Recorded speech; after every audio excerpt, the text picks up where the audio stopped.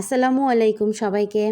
আশা করি আপনারা সবাই ভালো আছেন অ্যান্ড আমিও আলহামদুলিল্লাহ ভালো আছি। তো গতকালকে রাতে সাংসারিক কিছু কেনাকাটার জন্য বাহিরে বের হয়েছিলাম। তো কিছু কেনাকাটা মানে সবজি জাতীয় পেঁয়াজ বলেন, বুট বলেন, আলু বলেন, রসুন এগুলোর দাম শুনে তো আমি অবাক।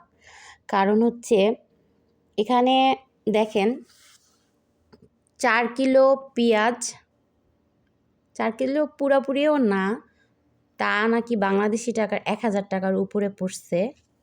যাই হোক, আর এই হচ্ছে আলু। এখানে আলুগুলো বাংলাদেশি টাকার 350 টাকার মতো পড়ছে। এখানে 3 কিলো হবে। আর এই হচ্ছে ছোলা বুট 1 কিলো, বাংলাদেশি টাকার তাও 300-350 টাকার মতোই পড়ছে।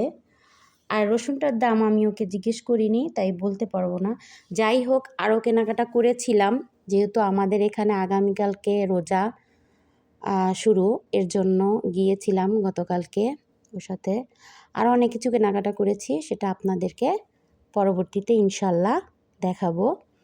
তো সবাই ভালো থাকবেন। আল্লাহ হাফিজ সবাইকে।